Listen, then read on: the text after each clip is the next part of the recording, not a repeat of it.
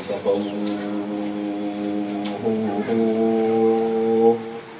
جبال حنين ما سقوا لنغالتي لا إله إلا الله لا إله إلا الله لا إله إلا الله لا إله إلا الله لا الله الله الله لا الله الله لا الله الله الله لا الله الله الله لا الله الله الله لا الله الله الله لا الله الله الله لا إله إلا الله لا إله إلا الله لا إله إلا الله لا إله إلا الله لا إله إلا الله لا إله إلا الله لا إله إلا الله لا إله إلا الله لا إله إلا الله لا إله إلا الله الله قل وزن الوجود وما هوان إن كنت مفتدى بلوغ كمالي العارفون فلو بأن لم يشهدوه شيئا سوى المتكبر متعالي ورعوا غيره على الحقيقة باطلا في الحال والماضي والاستقبال لا إله إلا الله لا إله إلا الله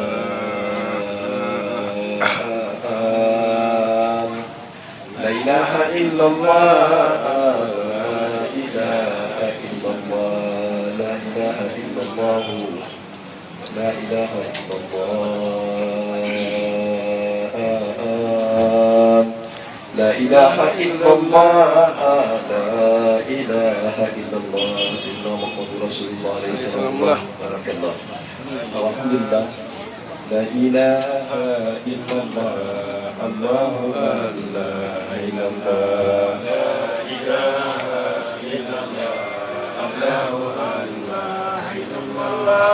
لا إله إلا الله الله لا إله إلا الله لا إله إلا الله لا إله إلا الله لا إله إلا الله الله لا إله إلا الله الله الله الله لا إله إلا الله الله الله لا إله إلا الله الله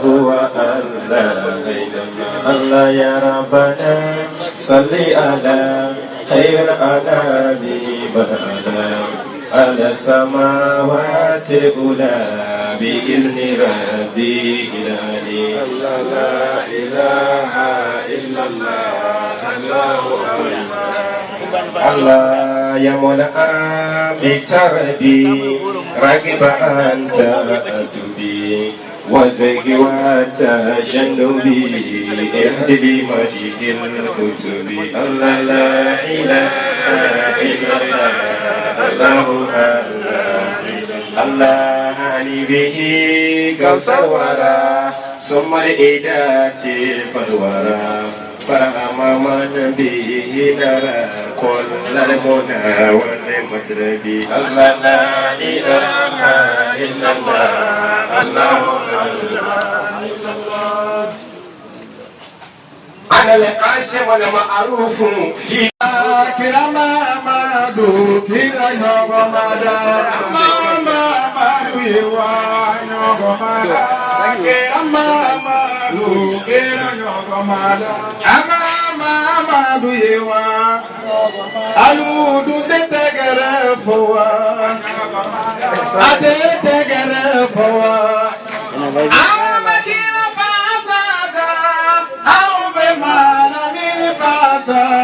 Foga dunya, leduma fasada la. Kasoro ni mama maduyeba, ala mefega mama duyeda. Mamadu Kasaya Nima Mamadu Do Wanima Mamadu Do Sani Dugudana Mamadu Kosakira Ile Mamadu Yewa Mamadu Kira Nogomada Mamadu Yewa Anyogomada Badi Mugala Gada Kira Mamadu Kira Towa Yerela Niga Sawa Ile Mamadu Yewa Mamadu Baronyondo Kira Nogomada Mamadu Yewa Anyogomada Anyogomadu Seydil Kawnayni ya Jamilu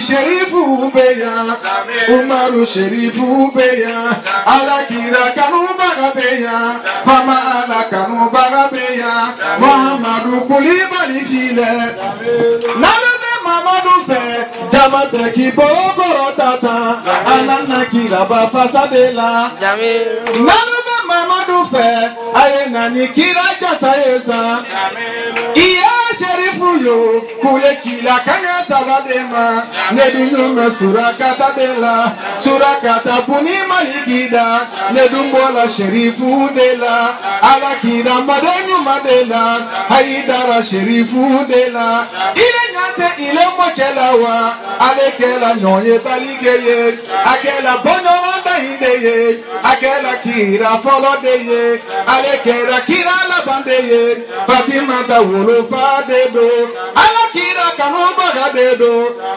Wanima Mamadu Don, Atumbe Yarika Anyafe, Kira Tumbe Yarika Abofe, Okani Kabagoya, Sherifu Ngila Mochakodo, Alakira Kanubaga Kodo, Naduka Duwauke, Nika Shabudeye, Afala Lame, Akikisi Mogo Jubudema, Aidara Mogo Jubumani, Filanado, Akikisi Banaju Gudema, Aidara Banaju Gumani, Jugute Mawala,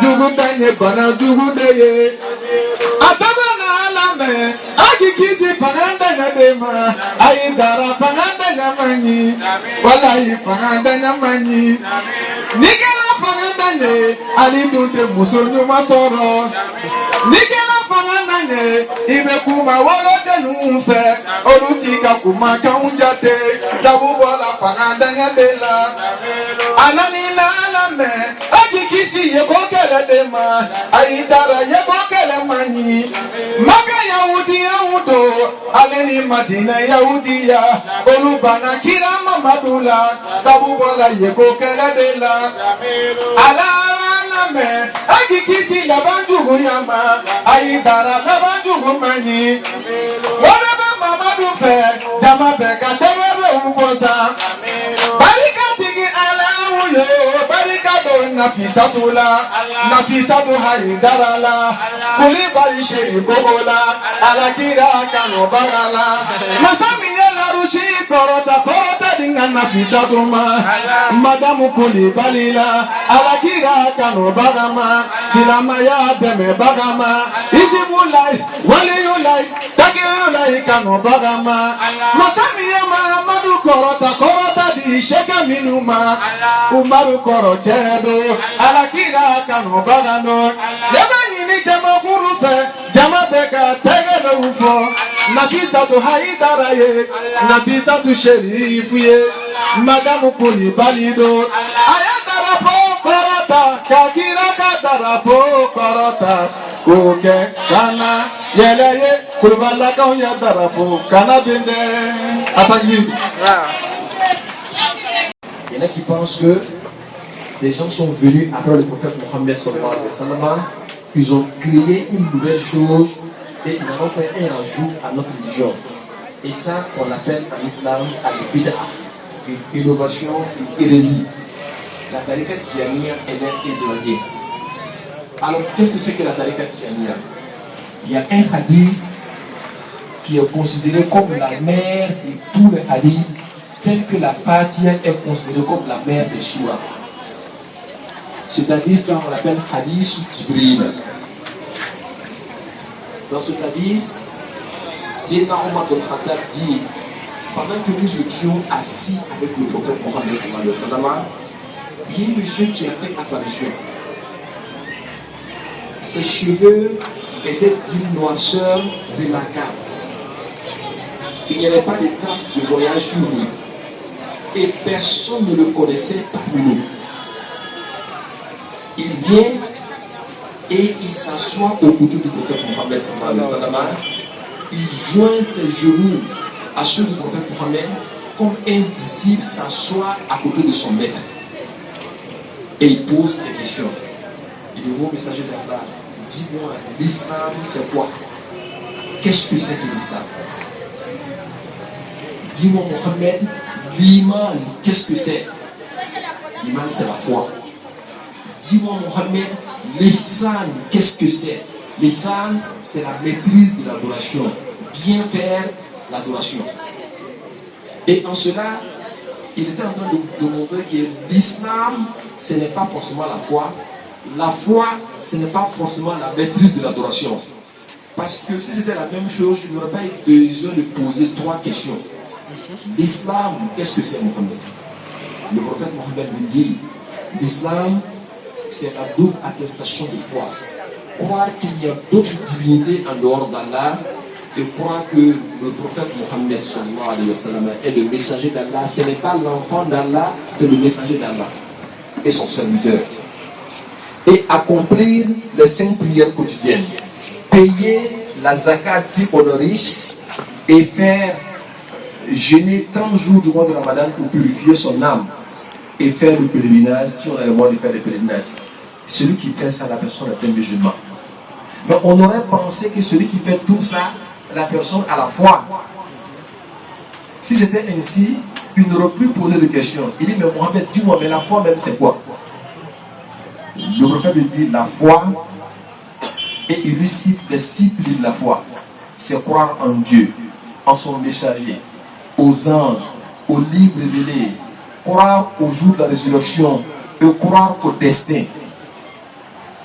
Celui qui a ça, la personne a la foi. Qu'est-ce que cela veut dire? Cela veut dire qu'il y a des personnes qui prient, qui jeûnent, qui font toutes ces choses-là, mais qui n'ont pas encore atteint ces degrés-là. Ces degrés de la foi, ils ne l'ont pas.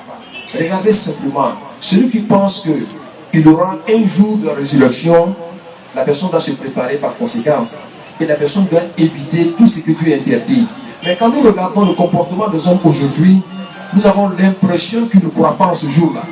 S'ils croyaient en cela, il y a beaucoup de choses qu'ils auraient arrêtées. Le destin, ils sont peu ces personnes qui croient au destin. Alors donc, il y a des gens qui pensent que de par leur intelligence, ils parviennent à tout faire.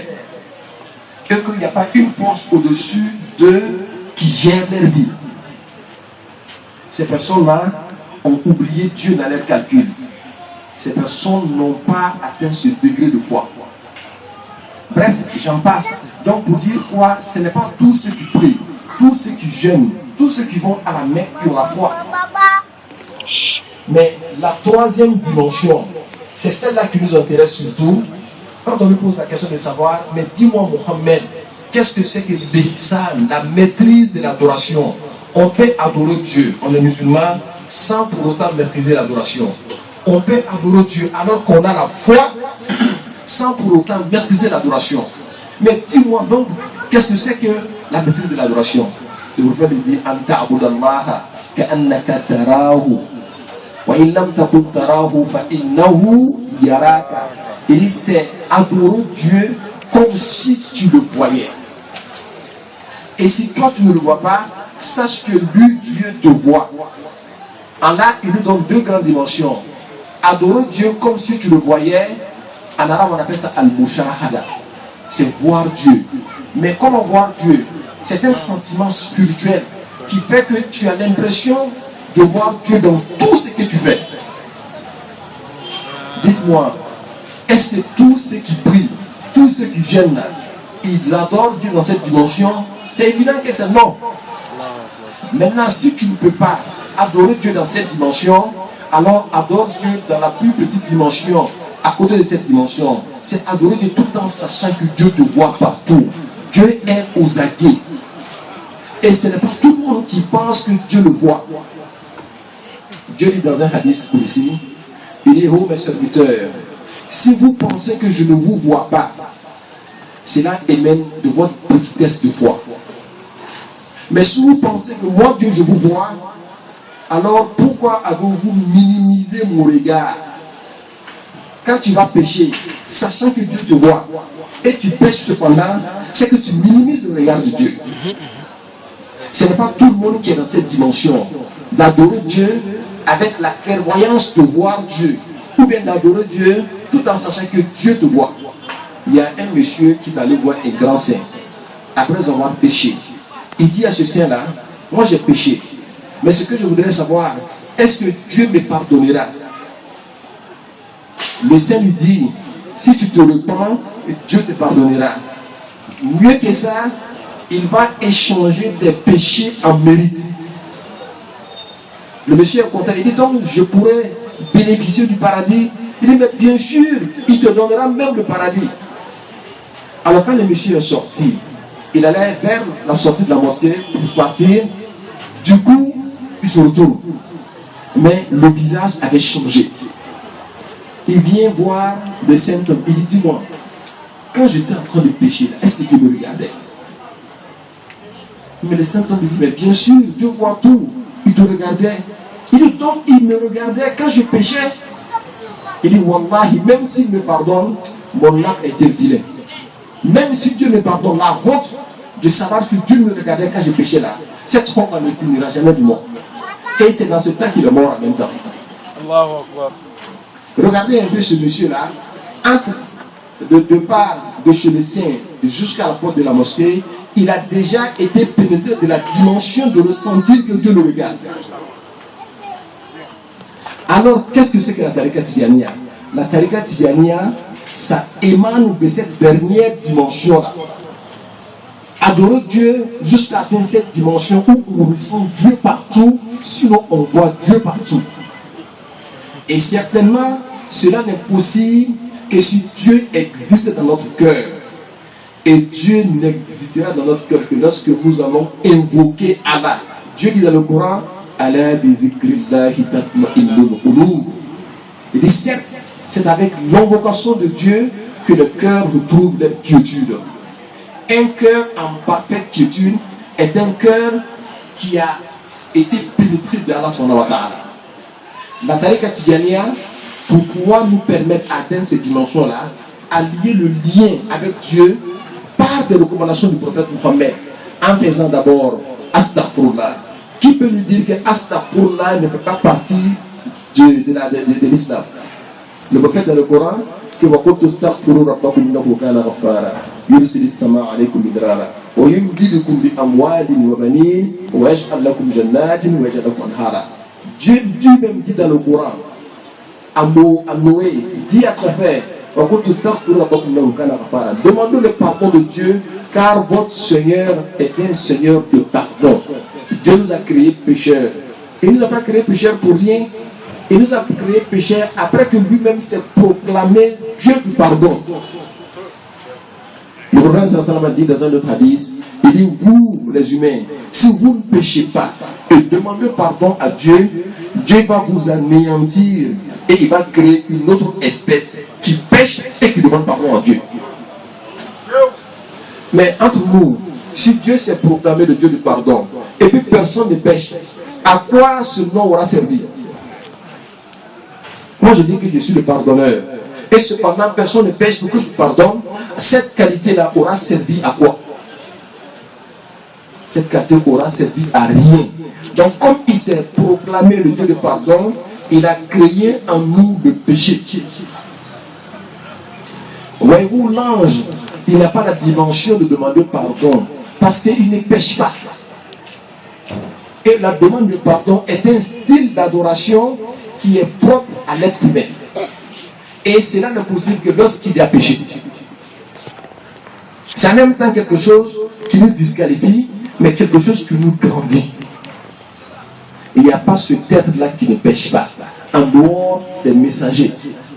Parce que ceux-là, Dieu les a protégés contre le péché, afin qu'ils puissent transmettre son message dans toute sa clarté et dans toute sa beauté.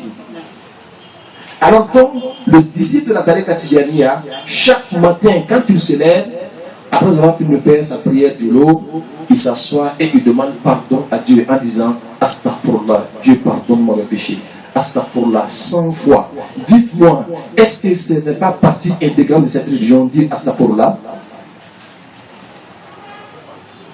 C'est Dieu qui l'a recommandé. Alors, qu'est-ce qu'il fait après ça? Après cela, il fait la salat sur le prophète Mohammed sallallahu alayhi wa sallam. La salat, laquelle salat a été dite dans le Coran, Inna Allah wa malaikatahu yusalluna ala nabi ya ayyuhallazina amanu sallu alayhi wa sallimu taslima. Dieu dit Dieu, il est certes Dieu lui-même. Et ses anges font la salat sur le prophète Mohammed. Et Dieu lance une carte d'invitation à ceux-là qui ont la foi. On peut être musulman, on n'a pas la foi. Parce qu'on n'aime pas le messager d'Allah. Donc Dieu lance la carte d'invitation à ceux-là qui ont la foi en leur demandant de faire la salat sur son messager. Il dit Ya ayyuhallazina amanu sallu alayhi wa sallimu taslima. Donc celui qui fait la salat après le prophète Mohammed, il dit Man salla alayhi salatan wahidatan sallallahu biha alayhi ashran. Il dit celui qui fait une seule salat sur moi Mohammed bénéficiera de 10 salats venant d'Allah. Celui qui fait 10 fois bénéficiera de 100 salats venant d'Allah. Celui qui fait 100 fois bénéficiera de 1000 salats venant d'Allah. Et celui qui fait 1000 fois, le prophète dit que Dieu va dresser une barrière entre lui et l'enfer. Le disciple de la Tariqa Tijaniya, quand il finit de faire Astaghfirullah et demander pardon, il s'assoit et dit Allahumma salli ala sayyidina Muhammadin al-Fatih lima ughliqa wal-Khatim lima sabaq nasir al-haqq bil-haqq wal-hadi ila siratika al-mustaqim wa ala alihi haqqa qadrihi wa miqdarihi al-azim. Ce n'est rien d'autre que ce que je vais dire tout à l'heure en français. Oh Dieu, repends ta grâce sur notre prophète, celui-là qui a ouvert ce qui était clos, ce qui était fermé. Parce que la première chose que Dieu créa, d'après l'enseignement mohammedien et islamique, fut la lumière du prophète Mohammed. C'est comme s'il y avait un néant, tout était fermé. Par sa création, il y a eu ouverture. Donc il a ouvert ce qui était clos. Il a parachevé ce qui avait précédé. Avant lui, il y avait la prophétie, mais de par son arrivée, la prophétie a pris fin. Donc, il est le parachèvement de la prophétie qui l'avait précédé. Nasrul Haqq bil Haqq, il est le défenseur de la vérité et par la vérité. Il est le défenseur de la vérité, il est le défenseur de Dieu, puisqu'il enseigne l'être humain comment doit-il faire pour se rapprocher de Dieu. Et il le fait avec quoi? Avec le Coran qui est la parole de Dieu, qui est aussi une vérité. Donc, le défenseur de la vérité par la vérité. Wal-Hadi ila siratika al-Mustaqim, il est le guide dans le droit chemin. Il y a des personnes qui guident dans le mauvais chemin. Merci beaucoup. Donc, il est venu confirmer le dire. Donc, il est le guide dans le droit chemin. Et je demande au Seigneur de reprendre cette même prière sur le membre de sa famille, selon ces deux valeurs apparentes et cachées. Voici le sens de la Salat al-Fatih. Le disciple de la Tariqa Tijaniya a choisi cette formule-là par la profondeur de son sens. Mais il peut même dire Allahumma salli ala sayyidina Muhammad wa ala sayyidina Muhammad sallim. Tout est possible dans la Tariqa Tijaniya. Et il le fera 100 fois cela. Cela va le faire bénéficier de toutes les grâces qui sont en fou dans cette salat-là. Et finalement, il finit en disant La ilaha illallah. La ilaha illallah 100 fois, parce que le Tout-Puissant a dit d'invoquer votre Seigneur. Et le prophète l'a traduit. Il a dit Afdalu ma qultuhu ana wa nabiyyuna min qabli La ilaha illallah. La meilleure parole que moi, Mohammed, ai dit et les prophètes qui m'ont précédé est bien La ilaha illallah. Donc Isa sera, il va faire La ilaha illallah. Il n'y a d'autre divinité sauf Allah. De toutes les paroles que Dieu a créées, c'est la meilleure parole. De toutes les paroles qui sont dans le Coran, c'est la meilleure parole. En réalité, le Coran et son intégralité n'est rien d'autre que l'explication de La ilaha illallah. Toutes les lois ont été élaborées à cause de La ilaha illallah. Toutes les histoires ont été données à cause de La ilaha illallah. Finalement, tout ce que nous sommes en train de dire en Moshi, en Doula, ce n'est rien d'autre que des moyens pour expliquer La ilaha illallah.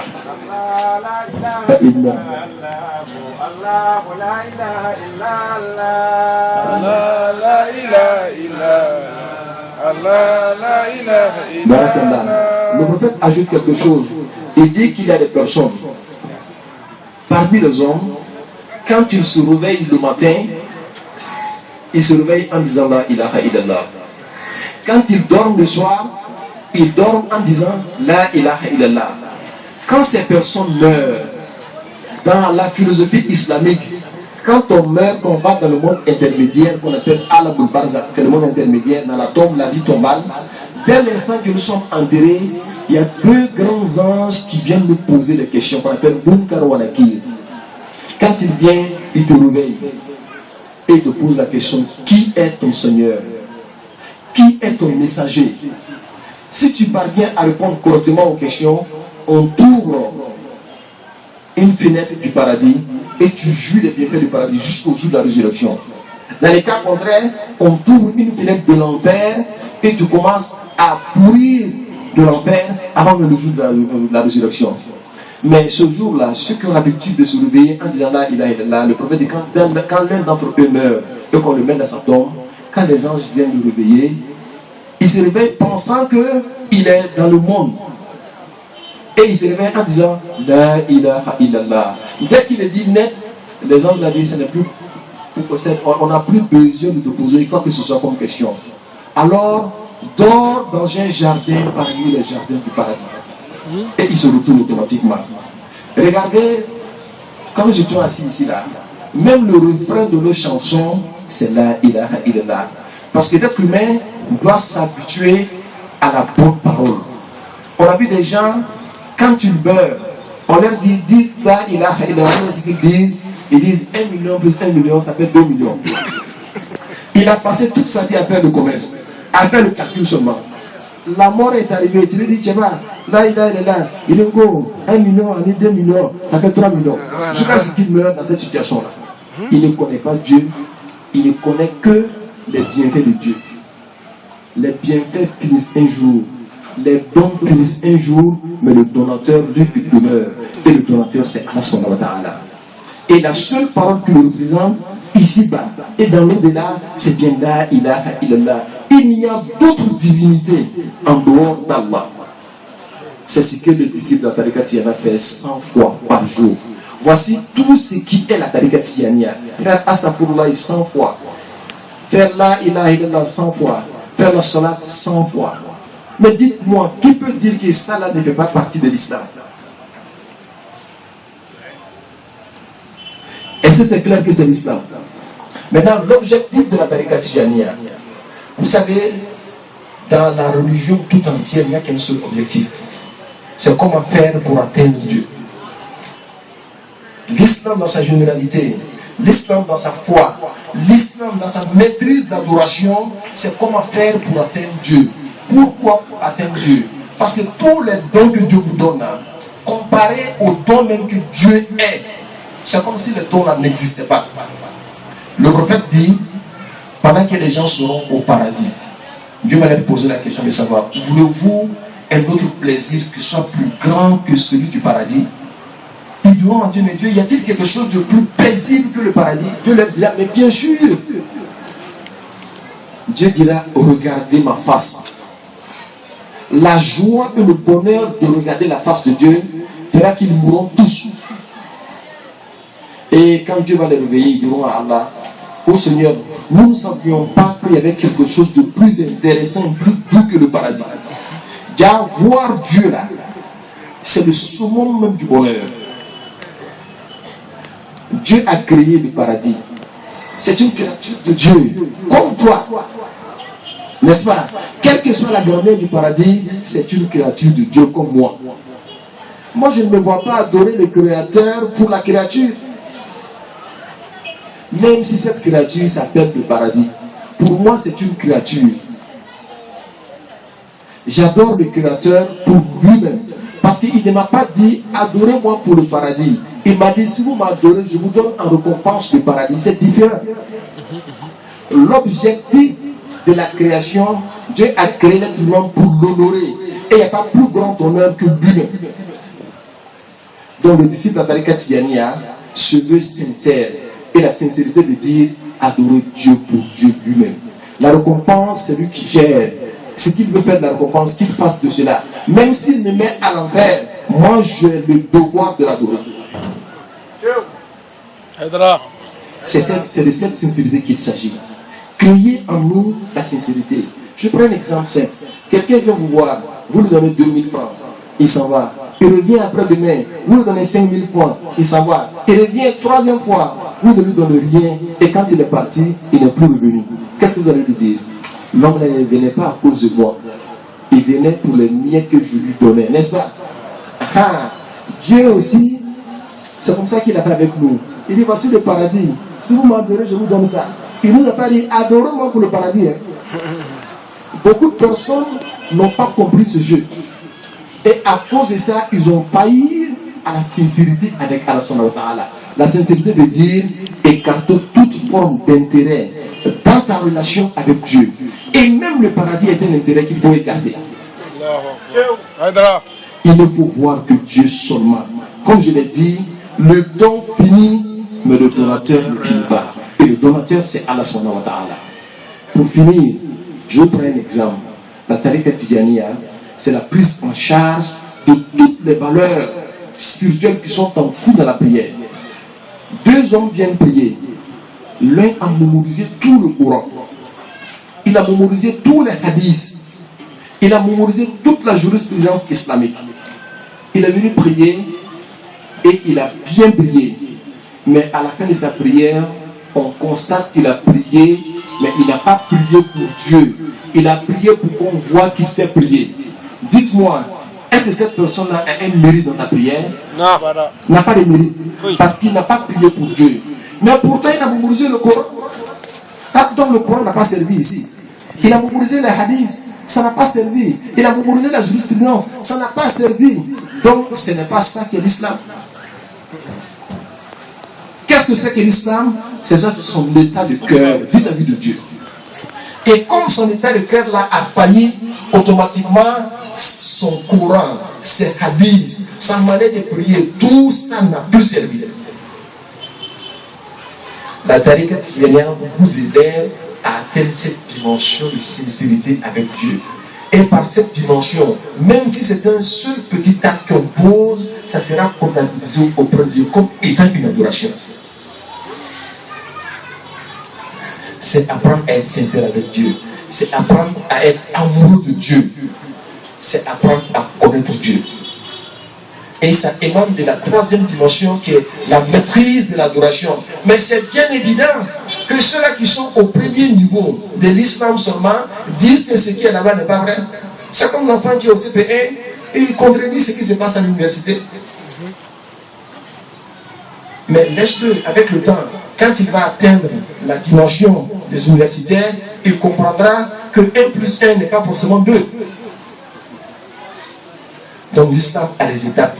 Celui qui est dans une étape moindre ne peut pas contredire celui qui est dans une étape élevée. Ce sont des dimensions de foi seulement. Donc voici la Tariqa Tijaniya en un mot. Et voici l'objectif même de la création, qui est l'objectif de la Tariqa Tijaniya. C'est comment faire pour atteindre Dieu, comment faire pour sentir la proximité de Dieu. Dieu n'a pas créé tout le monde pour être musulman. À forte raison, tout le monde pourrait être tijanite. Celui qui est tijanite, c'est une grâce de Dieu. D'après Cheikh Ahmed Tijani, à qui le prophète a remis la Tariqa Tijaniya, il disait que ça et au Saada, le conducteur vers le bonheur, c'est lui qui guide les personnes vers cette bonne voie.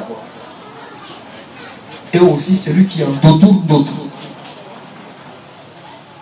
On n'est pas Tidjanite parce qu'on est intelligent. On n'est pas Tidjanite parce qu'on a fait les universités islamiques. On est Tidjanite que lorsque Dieu voit cette chose-là briller dans ton cœur, qu'on appelle l'étincelle divine. Le prophète Moïse a découvert. Et le cœur découvre ce que l'intellect est incapable de découvrir. Les gens sont restés sur terre, de par la pureté de leur cœur, ils ont compris ce qui se passe dans l'au-delà.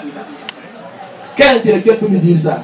Bien au contraire, quand ils sont très très intellectuels, ils deviennent philosophes. Et quand ils sont philosophes, ils disent que Dieu n'existe pas. Ils deviennent philosophes. N'est-ce pas? Ils disent que Dieu n'existe pas. Ils deviennent des athées. Pourquoi? Parce qu'ils veulent découvrir l'invisible avec leur intellect limité. Donc le prophète nous dit, quand vous voulez chercher à connaître Dieu, ne le cherchez pas avec vos intellects. Vos intellects ont des limites. Cherchez-le avec vos cœurs en purifiant le cœur.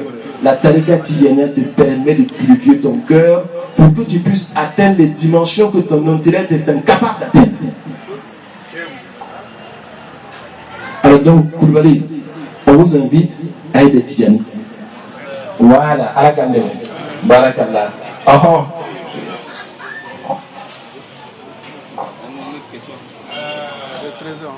Merci, Cheikh. Alors, cher chéri, moi je voudrais vous remercier. Ça va tomber par là. Qui ça? Moi j'ai le micro et puis mon temps de parler. Non, mais quand même. Non, on n'a qu'à se respecter dans ce pays-là. Non, on n'a qu'à se respecter. Moi je suis en train de parler. Oui. Ce que je vais dire, si toi-même tu n'es pas Tidjane, tu seras obligé de rentrer dedans. Bon, d'accord alors, on te donne le micro. Mais si longtemps le chef parle, on l'écoute. Hein. Un touré encore. Un touré encore, ça c'est grave. Touré a vendu la clé de paradis au vieux Gon, patriarche Gon de Gorogo. Chaque année, il vient vendre la clé. Il dit la clé de paradis, si tu meurs, tu vas ouvrir ta porte et puis tu rentres. En 2013, si tu n'es pas mort, il revient vendre encore pour 2014. C'est les Tourés qui ont fait ça. Donc, restez tranquille. Cheikh, merci beaucoup. Moi-même, là, sans votre intervention, moi, je souhaite, si Dieu me donne vraiment le courage et longue vue, il faut que je sois vraiment Tidjane avant ma mort. Pourquoi? J'ai vécu avec deux Tidjanes, près à son âme, là, d'un basique. On a fait la prière de Maghrib ensemble. Il me dit, ah, Ouattara, carrière toi à dire, on m'a dit, d'aller faire le mariage de son fils, jusqu'à 8 mois, elle n'a pas encore de retour. Mais si elle ne venait pas dans ces jours-là, je crois qu'elle va venir trouver que je suis parti quelque part. J'ai dit, là, vous allez où? Il dit, non, vraiment, je sais que je veux voyager. J'ai dit, bien, après la prière de Maghrib, d'ici, on va faire un chien, on m'appelle pour dire de venir voir là ici. J'arrive, au nom de Dieu, blague à part, parce que moi-même, je vais mourir un jour. J'arrive, il est en train de dire, la ilaha illallah, la ilaha illallah, la ilaha illallah, la ilaha illallah.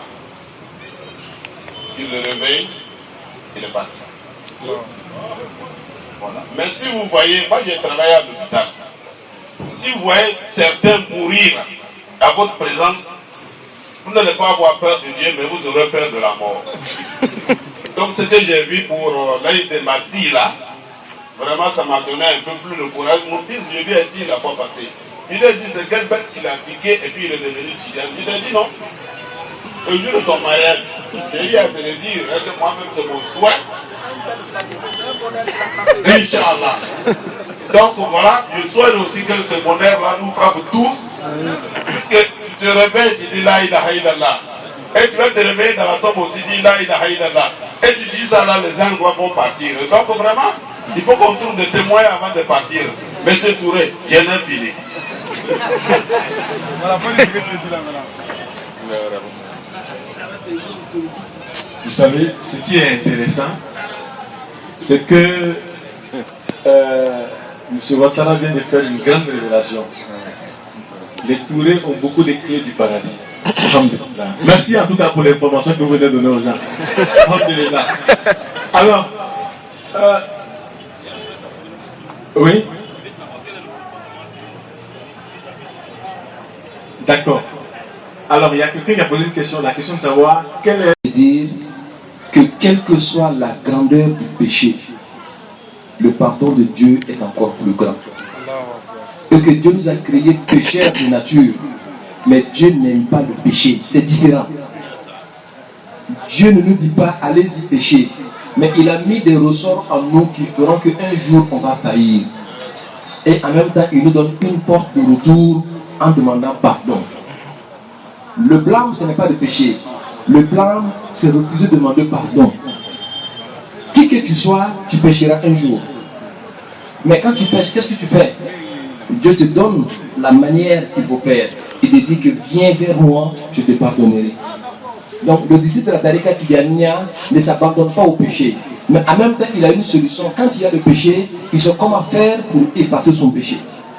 Et ce n'est pas propre au Tidjani, c'est quelque chose que Dieu a donné à l'humanité tout entière. Il s'est proclamé le Dieu de pardon parce qu'il a en face de lui des pécheurs. Quand on pêche, qu'on demande pardon, il nous pardonne. Et il faut que j'ajuste cela. Les disciples de la Tariqa Tidjaniya, quand ils demandent à Astaghfirullah, c'est pour le péché que vous savez, mais pour le péché que vous ne savez pas. Le péché joue d'une certaine subtilité. Il faut connaître Dieu pour comprendre ce péché. Regardez le prophète Mohammed sallallahu alayhi wa sallam. Tout le monde sait que les prophètes étaient protégés contre le péché. Mais lui-même disait que moi, Mohammed, par jour, je dis Astaghfirullah 70 fois, souvent 100 fois. Innani la yughadu alayya wa innani la astaghfirullah fil yawmi 70 marra. Il dit souvent, je ressens une certaine lourdeur. De ce fait, je demande pardon à Dieu 70 fois par jour ou 100 fois par jour. Mais regarde, l'être le plus purifié du monde, l'être le plus élevé du monde, demande pardon à Dieu. Tu vas comprendre que lui, son pardon là, ce n'est pas par rapport à un péché que tu sais. C'est une autre dimension. La démarche vers Dieu, c'est se purifier d'abord. C'est comme quelqu'un qui va voir le roi le plus puissant du monde. Comment il s'appelle le roi le plus puissant du monde? Même que c'est Obama. C'est le président des États-Unis d'Amérique. Il va voir le roi le plus puissant du monde. Mais pour partir là, il va falloir qu'il se lave d'abord. Il va prendre son bain. Peut-être même s'il avait Dolce Gabbana, lotion, il va bien mettre sa cheveux pour sentir bien propre. Mais quand il va finir de se laver, entre nous, pour aller voir le roi, est-ce qu'il ira torse nu? Il va s'habiller, n'est-ce pas? C'est laver là, c'est ça qui est l'istighfar. Tu vas aller voir quelqu'un alors qu'il y a des prières contre vous. Tu vas aller voir Dieu alors que tu es pécheur. Mais demande d'abord pardon. Et quand tu demandes pardon, tu t'habilles. Mais le meilleur comportement, c'est ça qui est le boubou du musulman. Et est-ce que nous avons le meilleur comportement plus que celui du prophète Mohammed sallallahu alayhi wa sallam? Il n'y en a pas. Il était l'exemple pour nous tous. Dieu dit dans le Coran, vous avez dans la personne du prophète Mohammed un exemple parfait. En faisant la salat sur le prophète, c'est comme si tu étais en train d'attirer vers toi-même les qualités mohammediennes. Elle habite ton cœur petit à petit. Et Dieu n'aime que ces qualités-là. Donc finalement, tu t'es lavé, tu es propre, tu es vêtu de qualités mohammediennes, mais tu es apte maintenant à rentrer dans le temple de Dieu. Avec quoi? Avec la ilaha illallah. Parce que c'est la parole que Dieu aime plus que toute parole. Donc voici la démarche logique. C'est dépouiller, se vêtir et se manifester en Dieu. Voici la Tariqa Tidjaniya. Elle n'est pas une obligation, mais celui que Dieu veut qu'il comprenne quelque chose au-dessus de ce que les autres comprennent, Dieu lui donne une porte d'entrée dans cette voie-là, qui est la plus noble voie aujourd'hui pour pouvoir atteindre Dieu dans un bref temps. À la candelle. Le disciple de la Tariqa Tidjaniya se comporte comme un musulman. Et un musulman, ses frères sont ses autres frères musulmans. Il les respecte et il doit avoir un respect au-delà même de l'ordinaire. Parce que dans cette école qui est la Tariqa Tidjaniya, le disciple de la Tariqa Tidjaniya tout faire pour voir Dieu partout. Il y a eu une femme, elle était habitée de la dernière dimension de l'islam qui était l'Ihsan. Elle était très belle, mais Dieu lui a donné un mari très laid. Elle est jolie, mais son mari est vilain. Un jour, elle regarde son mari, elle dit, chérie, tu sais, toi et moi là, nous allons aller au paradis. Le mari est étonné, il dit, mais pourquoi tu dis ça? Il dit, parce que Dieu dit, celui qui a été éprouvé et qui endure l'épreuve, Dieu fait de sa récompense le paradis. Ça c'est un. Et Dieu dit, celui aussi qui a reçu une grâce et qui a remercié Dieu, Dieu lui donne le paradis. Moi, Dieu m'a éprouvé par ta laideur. Mais j'ai enduré ça. Toi, Dieu t'a honoré de par ma beauté et tu as remercié Dieu. Alors que celui qui remercie l'endurance sont au paradis, nous sommes tous au paradis. C'est un comportement qu'il faut adopter. C'est quoi? C'est voir Dieu dans tout ce que tu fais. Donc celui qui voit Dieu dans tout ce qu'il fait, non seulement il respecte ceux qui partagent la même religion que lui, mais il respecte aussi ceux qui partagent l'humanité avec lui. Tu peux avoir des amis qui ne partagent pas ta religion, mais c'est des amis qui sont d'autres confessions religieuses, mais c'est des humains comme toi. Le respect, la discipline d'un spirituel, c'est voir Dieu à travers toute sa créature et respecter toute la créature de Dieu. À tel point que le prophète disait, quand il a voulu instaurer ses valeurs en nous, il a dit, sachez que la discipline qui existe entre nous et les autres se prolonge jusqu'à terre les animaux. Il dit, sachez qu'il y a une femme qui est rentrée à l'enfer à cause d'un chat. Elle a gardé le chat chez elle plutôt, et ne lui a pas donné à manger jusqu'à ce que le chat meure. Et Dieu a mis cette femme à l'enfer. Donc, les valeurs qui nous lient avec les autres là vont jusqu'à toucher les animaux. Parce qu'il dit ailleurs, il dit qu'il y a un autre monsieur qui est rentré au paradis parce que c'est bien comporté avec un chien. Il était dans le désert, il avait soif, il a vu un puits, il est rentré dans le puits et il s'est approuvé. Il a bu, et quand il est sorti du puits, il voit un chien qui voulait mourir ou qui allait mourir de soif. Et le chien ne peut pas rentrer dans le puits. Qu'est-ce qu'il a fait? Il est redescendu dans le puits. Avant, les Arabes avaient des chaussettes en cuir qu'ils portaient. Il a enlevé ça, il a rempli ça d'eau, il est ressorti pour venir donner à boire au chien. Dieu dit, mon serviteur, à cause de ça, je te donne le paradis. Donc, nos valeurs et notre éthique s'étend d'abord entre nous-mêmes et ça va au-delà de nous, pour toucher les animaux. Et ça, le type de la Tariqa Tidjaniya doit avoir ce comportement. Mais ça ne se suffit pas seulement aux animaux. Il y a des êtres qui ne sont pas des animaux, mais qui existent comme les arbres. Le prophète Mohammed sallallahu alayhi wa sallam disait que si vous allez en guerre, vous n'avez pas la permission de couper ou d'arracher un arbre. Vous n'avez pas la permission de tuer un animal, sauf pour vous nourrir. Aujourd'hui, quand on voit les guerres, quand on jette les bombes, ça détruit la nature en même temps. Alors que eux, leur guerre était organisée. Même un arbre, tant que tu n'en as pas besoin, tu n'as pas le droit de couper l'arbre. C'est un être qui vit, même si tu ne connais pas le type de sa vie. Donc, on a notre éthique qui va toucher.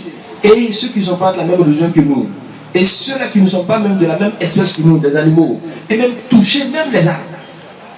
Et toutes ces valeurs-là, le musulman doit être rempli de ça, et de ce quoi le disciple de la Tariqa Tidjaniya. Il doit voir Dieu dans toute la créature de Dieu et respecter Dieu à travers toute la créature de Dieu. En un mot, le disciple de la Tariqa Tidjaniya ne traite pas avec les hommes, il traite avec Dieu à travers toute la créature de Dieu. Si tu as compris ça comme ça, il va y avoir des messieurs. Il te moye tourner, il te fait tourner, il va alaber à Kadam faire belle délina, il va barakeni alaber. Donc à la Kadam. Ah oui. Inch'Allah. Est-ce que Malon Moura